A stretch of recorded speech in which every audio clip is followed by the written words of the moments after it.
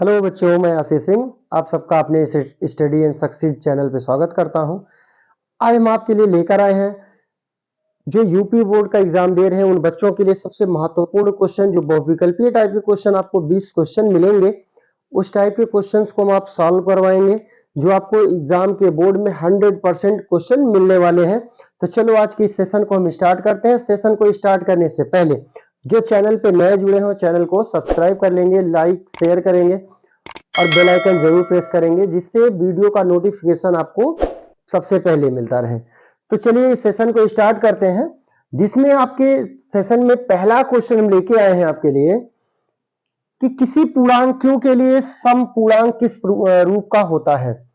अब देखो बच्चों, अगर कोई पूर्णांक ले लिया गया और कहता है कि उसका समरूप किस प्रकार का होता है। समरूप का मतलब है कि वो अगर संख्याओं के रूप में व्यक्त किया जाए तो सम संख्या अगर है तो वो किस रूप की होती है। तो अगर कोई भी संख्या हम ले लें और किसी संख्या को हम सम बनाएं तो सम संख्या बनाने के लिए आप अगर उसमें 2 से गुणा कर लेते हैं तो संख्या कैसी बन जाती है, सम बन जाती है। इसी के साथ हम आपको एक क्वेश्चन और एक्स्ट्रा बता देते हैं इसी में ही कि अगर वो यहाँ पे सम के जगह पे पूछा होता कि विषम पूर्णांक किस रूप का होता है, तो अगर आप 2 से गुणा करके 1 जोड़ लेते हैं तो संख्या कैसी बन जाती है, विषम। यानी अगर हम कहें कि कोई संख्या ले लेते हैं 3, जब आप इसमें 2 से गुणा करेंगे तो 3 दूना 6, देखो 2 से गुणा करने के बाद वो सम बनेगा। कोई भी संख्या होगी, 4 लेंगे, 4 में 2 से गुणा करेंगे तो 4 दूना 8। तो किसी भी संख्या में जब आप 2 से गुणा करेंगे या किसी भी पूर्णांक में आप 2 से गुणा करेंगे तो हमेशा सम बनेगी। लेकिन अगर 2 से गुणा करके 1 जोड़ लेते हैं तो संख्या कैसी हो जाएगी, विषम। तो यहां पे तो आपसे पूछा कि सम होगी, तो सम पूर्णांक के लिए हम ऐसी संख्या को देखते हैं जिसमें सिर्फ 2 का गुणा हो। तो पहला q, दूसरा 2q, तीसरा 2q धन 1 और तीसरा एनओटी। एनओटी का मतलब क्या होता है, नन ऑफ दीज, इनमें से कोई नहीं। तो देखेंगे कि q तो सम भी हो सकता है, विषम भी हो सकता है, लेकिन जब 2q पे आएंगे तो 2q का मतलब है कि संख्या में 2 से गुणा किया गया तो ये संख्या कैसी बन जाएगी, सम पूर्णांक हो जाएगी। यानी कोई भी पूर्णांक अगर q के रूप का है या कोई पूर्णांक q है तो उसका सम पूर्णांक क्या बनेगा, 2q बनेगा। यानी ऑप्शन नंबर बी आपका करेक्ट होगा। दूसरे क्वेश्चन में आएंगे, एक परमेय संख्या का दशमलव रूप सदैव होता है। यानी अगर कोई एक संख्या ले लेते हैं, वो भी परमेय संख्या लेते हैं, तो कह रहा है कि बताइए कि एक परमेय संख्या का दशमलव रूप सदैव होता है। तो परमेय संख्या तो कोई भी हो सकती है, 2/3 हो सकता है, 3/5 हो सकता है, 5/7 हो सकता है। यानी जिनको हम p/q के रूप में लिख सके वह संख्याएं परमेय संख्या होंगी। अब कह रहा है कि इसका दशमलव रूप सदैव होगा, तो इनका दशमलव रूप हमेशा कैसा होगा, एक शांत दशमलव के रूप का होगा। क्या ऐसा हो सकता है, अशांत हो सकता है, अपरमेय हो सकता है, या फिर नन ऑफ दीज, या इनमें से कोई नहीं। तो देखें कि शांत हो भी सकता है, नहीं भी हो सकता। क्योंकि अगर कोई परमेय संख्या 2/3 के रूप की हो गई तो परमेय तो है लेकिन ये शांत दशमलव नहीं है, तो शांत नहीं हो सकता। अशांत की बात करते हैं, तो अगर ये अशांत बनेगा तो शांत वाली भी संख्या परमेय होती है, इसलिए ये भी नहीं हो सकता। अपरमेय संख्या, तो जिन संख्याओं को हम अपरमेय ही दिखा देंगे तो वो परमेय संख्या नहीं होगी, इसलिए ये वाला विकल्प भी आपका गलत है। डी पे आएंगे कि एनओटी, नन ऑफ दीज, यानी इनमें से कोई नहीं, तो ऑप्शन नंबर डी आपका करेक्ट हो जाएगा। तीसरा क्वेश्चन, यदि अल्फा बीटा बहुपद x² + 2x + 1 के शून्यक है तो 1/अल्फा + 1/बीटा है। अब इसको हम सॉल्व करेंगे, तो देखो इसको सॉल्व कैसे करेंगे। पहले तो हम, अगर हमको ये पता कि शून्य क्या है, शून्य कह रहा है कि अल्फा बीटा है, तो हम पहले तो अल्फा प्लस बीटा निकालते हैं कि शून्यकों का योगफल क्या है। तो शून्यकों का योगफल होता है -b/a, या कहें कि -x का गुणांक बटे में एक्स स्क्वायर का गुणांक। तो यक्स का गुणांक यानी बी का मान तो 2 है, ये हो जाएगा -2। ए का मान यहाँ पे एक्स स्क्वायर का गुणांक 1 है। शून्यकों का गुणनफल निकालते हैं तो शून्यकों का गुणनफल होता है c अपॉन ए, और c का वैल्यू बच्चों 1 है तो बटे में 1। अब अगर हम मान निकालेंगे कि 1 upon alpha plus 1 upon beta, जिसका हमको मान निकालना है, तो पहले तो इसको हम जोड़ेंगे, तो बीटा से 1 में गुणा करेंगे बीटा, अल्फा से 1 में गुणा करेंगे अल्फा, और इन दोनों का गुणा होगा अल्फा बीटा। मान रखेंगे, अल्फा प्लस बीटा का मान कितना आया है, -2 आया, तो -2 और अल्फा बीटा का मान 1, यानी आंसर निकल के क्या आ जाएगा, -2। तो ऑप्शन नंबर सी आपका करेक्ट हो जाएगा। चौथे क्वेश्चन पे आएंगे, क्या यदि रेखा युग्म असंगत है तो रेखाएं होंगी। हम आपको तीसरे चैप्टर के वीडियो में जब चैप्टर स्टार्ट किए उसके पहले आपको 3 कंडीशन बताए थे कि अगर इनके गुणांकों के बीच का रिलेशन निकालें कि a1 upon a2, b1 upon b2 और c1 अपॉन c2 में, तो असंगत के लिए हमको वहां पे 2 कंडीशन मिला था।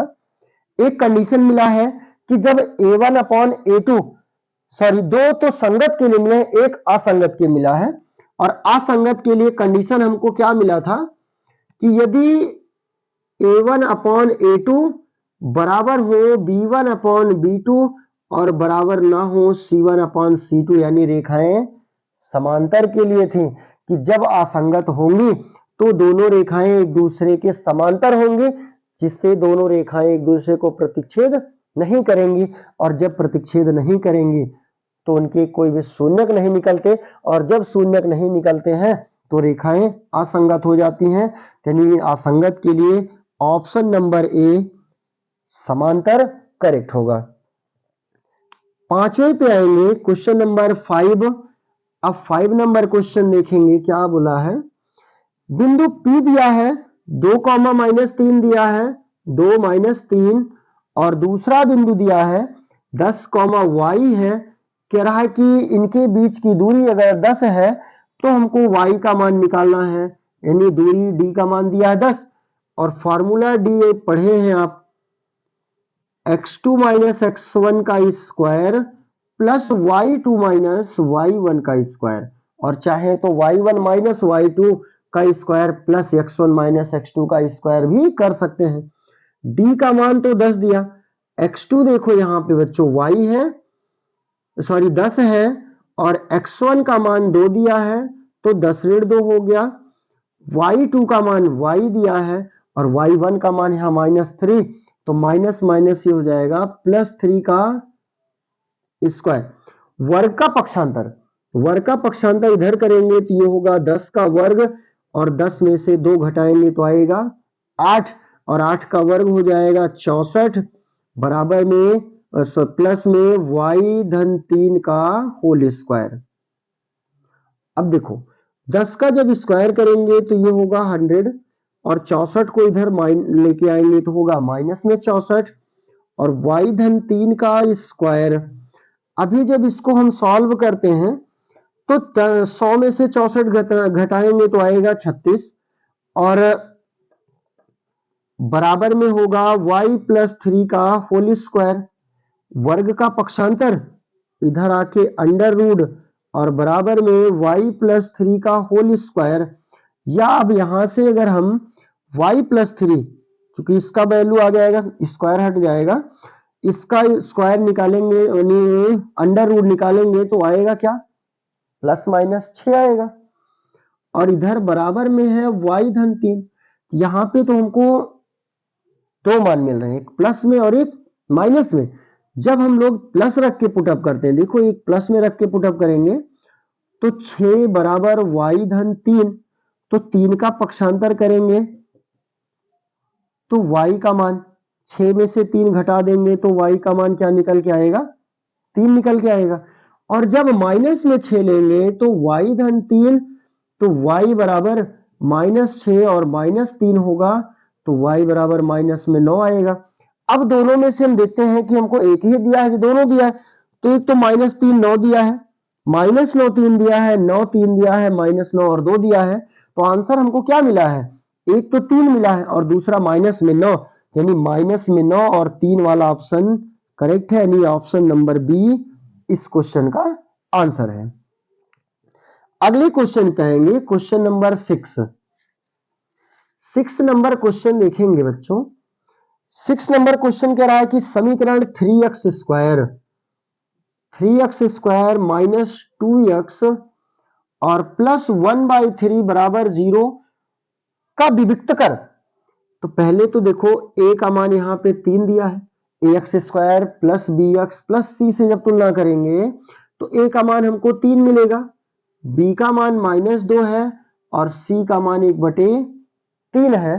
तो हम विविक्त कर निकालते हैं, विविक्त कर d बराबर होता है b स्क्वायर माइनस 4ac, यही होता है।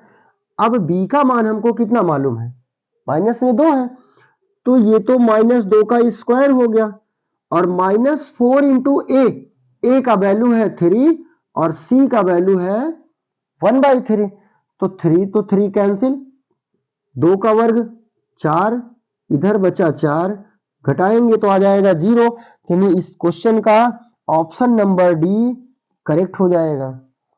अगला क्वेश्चन आएंगे क्वेश्चन नंबर 7। क्वेश्चन नंबर 7 देखते हैं क्या दिया है।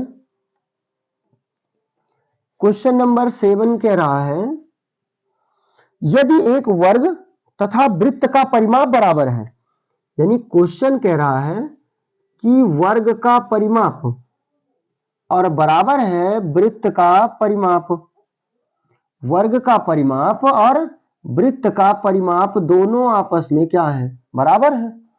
तो वर्ग का परिमाप बच्चों क्या होता है, भुजा गुणे 4 होता है, भुजा गुणे 4, और वृत्त का परिमाप होता है 2 पाई r। अगर हम उसकी भुजा को क्या लिखते हैं, a लिख दें, क्या लिख दें, a लिखें, चूंकि एक वर्ग का और एक वृत्त का परिमाप है। तो अगर हम भुजा को लिख देते हैं a, गुणे में हो जाएगा 4 और बराबर में 2 पाई r, या a बराबर निकाल दें तो 2 पाई r बटे में आ जाएगा 4, 4 का पक्षांतर इधर, 2 दूना 4, तो a का मान क्या आ जाएगा, पाई r बटे में 2 आएगा। तो कह रहा है कि क्षेत्रफल का अनुपात होगा, यानी दोनों के क्षेत्रफल का अनुपात किसका किसका, a1 मतलब है वर्ग का परिमाप, a1 का मतलब है वर्ग का क्षेत्रफल और a2 है वृत्त का क्षेत्रफल। तो वर्ग का क्षेत्रफल देखो, चूंकि वर्ग पहले इसलिए इसको पहले ऊपर लिखा गया, वर्ग का क्षेत्रफल पाई r स्क्वायर, लेकिन वृत्त का वर्ग का क्षेत्रफल भुजा स्क्वायर और दूसरा क्या है, वृत्त। तो वृत्त का क्षेत्रफल तो पाई r स्क्वायर, भुजा क्या है, a है, a का मान कितना आया है, पाई r बटे 2 आया है।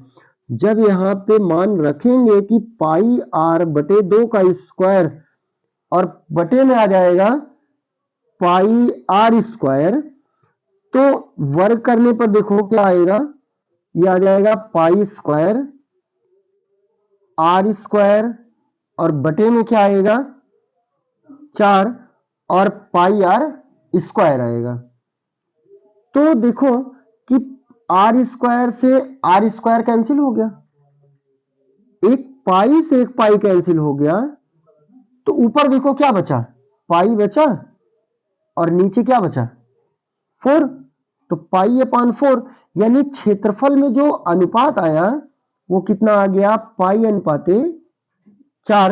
यानी ऑप्शन जो होगा इसमें देखो पाई के फॉर्म में नहीं दिया, अब पाई का हम मान रखेंगे, फिर पाई का मान देखो रखेंगे बच्चों, तो पाई का मान होता है 22/7 और गुणे में आ जाएगा नीचे 4, तो 2 से अगर भाग करें क्या आ जाएगा 11 और 2 दूना 4, तो ऊपर तो आ गया 11, लेकिन नीचे क्या आ गया 7 दूना 14, यानी 11 अनुपाते 14 आया।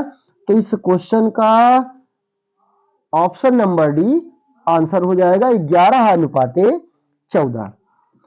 अब अगला क्वेश्चन देखेंगे। अगला क्वेश्चन नंबर है 8। कह रहा है किसी बंटन का माध्य और माध्यक 24.5 और 26 है। देखो माध्य तो दिया गया है, माध्य बराबर दिया है 24.5 और देखो बच्चों कि बहुलक बराबर क्या दिया है, बहुलक बराबर दे दिया है 26। अच्छा इसका एक वीडियो में पहले भी हम आपको इस क्वेश्चन को सॉल्व करवा चुके हैं, इसके लिए एक फार्मूला भी बताए थे और वो फार्मूला क्या था, फार्मूला था कि बहुलक बराबर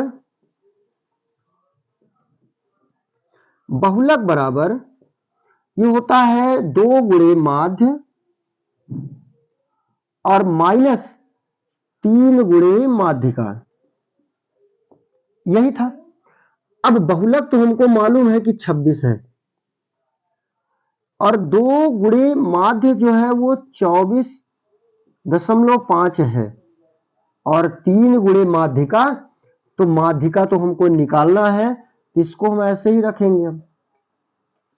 अब देखो इसका जब गुणा करते हैं तो 2 पंचे 10, 2 चौक 8 1 9 और 2 दूना 4 1 5 होगा और माइनस में 3 गुणे माध्यिका। तो जब यहां से हम माध्यिका निकालेंगे तो उसके लिए पहले तो हम 59 का पक्षांतर करें, तो 26 59 जब इधर आएगा तो माइनस में होगा 59 और बराबर में माइनस 3 गुणे माध्यिका। अब देखो जब 59 से हम 26 को माइनस करें तो 9 में से 6 गया 3 और 5 में से 2 घटाएंगे तो आएगा कितना 3, ये होगा माइनस में और बराबर में होगा 3 गुणे माध्यिका। तो देखो अब यहां से अगर हम सॉल्व करते हैं इसको तो 3 से ये भाग करेंगे तो क्या आ जाएगा 11, माध्यिका क्या हो जाएगा 11। अच्छा इसमें एक गलती हम लोग कर लिए, इसमें बहुलक नहीं दिया था, सॉरी इसमें बहुलक नहीं दिया था, इसमें बहुलक पूछा था, ये माध्य और माध्यक का मान दिया गया था। अभी तो हम क्वेश्चन को चाहे तो चेंज कर सकते हैं। अच्छा यहां पे देखो कि जो फार्मूला लगेगा वो यही लगेगा, यहां पे हम बहुलक को जो पूछा था उस मान को हम चेंज कर लेते हैं। अगर मान को हम चेंज करके सॉल्व करेंगे तो उसके अकॉर्डिंग ये आंसर आ जाएगा। तो देखो यहाँ पे माध्य और बहुलक हम लिख लिए, लेकिन यहाँ पे माध्य और माध्यक दोनों दिया था, यानी माध्य दिया था और माध्यिका दिया था दोनों, तो यहाँ पे हम लोग थोड़ी सी गलती कर ले गए। चलो इस क्वेश्चन को हम आपको दोबारा से सॉल्व करवा देंगे, अभी इसको यहीं पे छोड़ देंगे, आप इस क्वेश्चन को दोबारा सॉल्व करवाएंगे। चलो क्वेश्चन नंबर 9 पे आ जाएंगे। 9 कह रहा है यदि समीकरण यक्स स्क्वायर और plus K X minus 6 is equal to है 0 का एक मूल -2 है तो के का मान होगा। अच्छा कह रहा है कि इसका एक मूल क्या है -2 है, क्योंकि एक मूल अगर एक मूल -2 है तो यक्स का मान फिर कितना है -2 है, यानी यक्स का वो मान दिया है, मूल का मतलब शून्यक, उसी को शून्यक कहते हैं, उसी को मूल भी कहते हैं। तो अगर मूल दिया है तो इसका मतलब वो शून्यक दिया है और शून्यक होने का मतलब है कि वो यक्स का एक मान दिया है। अब यक्स का मान अगर -2 दिया है तो हम यहां पे -2 रख लेते हैं, ये हो जाएगा के गुणे -2 हो जाएगा, माइनस में 6 फिर बराबर में 0, 2 का वर्ग करेंगे तो 4 -2 के -6 बराबर 0। अब 6 से 4 को माइनस करेंगे तो -2 के -2 बराबर में होगा 0, इस -2 का पक्षांतर, जब -2 का हम पक्षांतर करेंगे तो इधर जाके ये बनेगा प्लस में, और अगर 2 से 2 कैंसिल करेंगे तो माइनस के बराबर आएगा 1, और जब माइनस का पक्षांतर करेंगे तो के इधर जाके बन जाएगा माइनस में, इस आंसर यानी इस क्वेश्चन का आंसर हो जाएगा -1, जो विकल्प नंबर सी में दिया गया है, यानी विकल्प नंबर सी ही इस क्वेश्चन का आंसर हो जाएगा। 10 नंबर क्वेश्चन पे आएंगे। क्वेश्चन नंबर 10, वह बड़ी से बड़ी संख्या जिससे कह रहा है कि 125 और 70 को विभाजित करने पर शेषफल 8 और 5 प्राप्त होता है। तो जब 125 दिया, दूसरा 70 दिया है, तो 125 में से हम क्या माइनस कर दें? 8, और 70 में से माइनस कर देंगे 5। तो जब 125 से 8 माइनस करेंगे तो आएगा 117, और 70 में से 5 माइनस कर देंगे तो आ जाएगा 65। और अगर कहा कि बड़ी से बड़ी, इसका मतलब इन दोनों का मासा, और अगर कहता कि छोटी से छोटी, इसका मतलब लासा। यानी इन दोनों का हम मासा निकालेंगे 117, तो इसका फैक्टर 3 गुणे 3 गुणे हो जाएगा 13, और 65 का जब गुणनखंड करेंगे तो 5 गुणे 13, तो इनका मासा क्या आ जाएगा? जो दोनों में कॉमन हो, और दोनों में कॉमन क्या है? 13 है बच्चा, इसलिए मासा बराबर हो जाएगा 13। तो बड़ी से बड़ी संख्या क्या बन जाएगी? 13 बन जाएगी, यानी आंसर नंबर बी हो जाएगा, यानी इसका विकल्प नंबर बी ही इस क्वेश्चन का आंसर होगा। नेक्स्ट क्वेश्चन, क्वेश्चन नंबर 10 पे आएंगे। 10 नंबर क्वेश्चन देखेंगे, सॉरी 10 नहीं, 11 नंबर पे आएंगे। 11 नंबर क्वेश्चन कह रहा है कि यदि साइन थीटा बराबर है कॉस थीटा, जहां पे थीटा का मान 0 से कह रहा है बड़ा है या उसके बराबर है, या 90 से बड़ा और उसके 90 से छोटा और उसके बराबर है, यानी 0 से लेकर के 90 के बीच का कोण है, तो थीटा का मान होगा। इसको देखो हम लिख सकते हैं गुणे में 1 से गुणा करेंगे तब भी कॉस थीटा बनेगा, तो इसको लिख सकते हैं गुणे में 1, और इसका पक्षांतर अगर इधर करते हैं तो इधर आके बनेगा क्या? बटे में, और बराबर क्या बच गया? 1। और साइन बटे कॉस बच्चों क्या होता है? टेन थीटा होता है, और एक टेन के कितने का मान होता है? तो टेन 45 का मान होता है। तो दोनों का अगर तुलना करेंगे तो थीटा का मान हमको क्या मिल जाएगा? 45 अंश मिल जाएगा, यानी ऑप्शन नंबर बी इस क्वेश्चन का आंसर हो जाएगा। Next question, question number 12। 12 देखो कह रहा है कि बिंदु ऋण 3,5 की वाई अक्ष से दूरी होगी, तो उल्टा काम करेंगे, यक्ष का मान वाई से दूरी, वाई वाला मान यक्ष से दूरी। वाई पूछता है तो यक्ष वाला मान, और यक्ष से दूरी पूछेगा तो वाई का मान। फिर से समझेंगे, अगर वाई यक्ष से दूरी पूछा है तो यक्ष वाला मान हो जाएगा, और अगर यक्ष अक्ष से दूरी पूछा है तो वाई वाला मान हो जाएगा। तो यहाँ पे पूछा वाई अक्ष से दूरी, तो वाई अक्ष से दूरी यानी यक्ष का मान -3, यानी ये ऑप्शन नंबर ए इस क्वेश्चन का आंसर हो जाएगा। तो वाई अक्ष से दूरी कितनी हो जाएगी? -3 हो जाएगी। नेक्स्ट क्वेश्चन नंबर 13 कह रहा है यदि 3 cot थीटा बराबर में है 5 नहीं 4 है, तो cot थीटा का मान क्या होगा? 4/3 होगा। अब बच्चों ये जानते हैं कि cot बराबर क्या होता है? लंब बटे आधार होता है। कैसे होता है?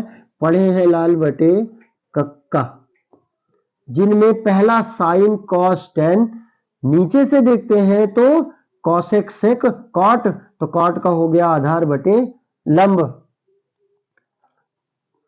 आधार बटे लंब होगा। तो अब देखो आधार का मान 4, लंब का मान 3, तो निकालेंगे कर्ण, तो कर्ण बराबर क्या होता है? लंब का वर्ग धन आधार का वर्ग।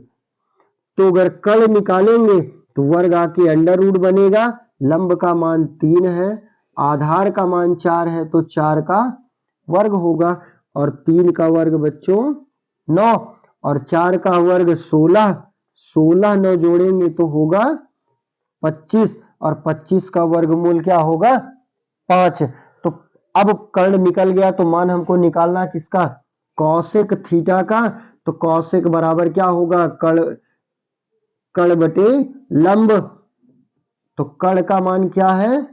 5 है, और लंब का मान क्या था?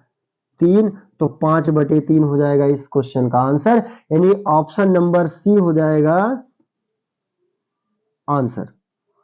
Question number 14। 14 नंबर क्वेश्चन पे आएंगे। 14 नंबर क्वेश्चन कह रहा है यदि समीकरण x स्क्वायर -2x + 1 के मूल होंगे, मूल मतलब उसके शून्यक होंगे, तो इसके मूल निकालना जानते हैं आप, गुणनखंड करेंगे तो एक एकम एक और एक एक हो जाएगा कितना 2 और प्लस में होगा 1।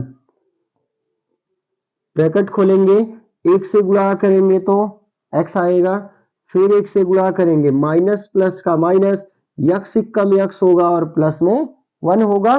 कॉमन करेंगे, यहां से कॉमन करेंगे और अगर यहां से कॉमन करते हैं तो यक्स निकल जाएगा, तो एक यक्स बचा माइनस में 1 और यहां से कॉमन करेंगे तो माइनस कॉमन होगा यक्स माइनस 1। ब्रैकेट का एक कॉमन कर लेंगे यक्स माइनस 1 और दूसरा बाहर भी वही बचेगा यक्स माइनस 1। तो जब यक्स माइनस 1 को 0 करेंगे, शून्य निकालने के लिए इसका मान 0 के बराबर करेंगे तो यक्स बराबर होगा 1। दूसरे को भी जब 0 के बराबर करेंगे तो यक्स का मान हो जाएगा 1, यानी यक्स के दो मान निकले 1 और 1, यानी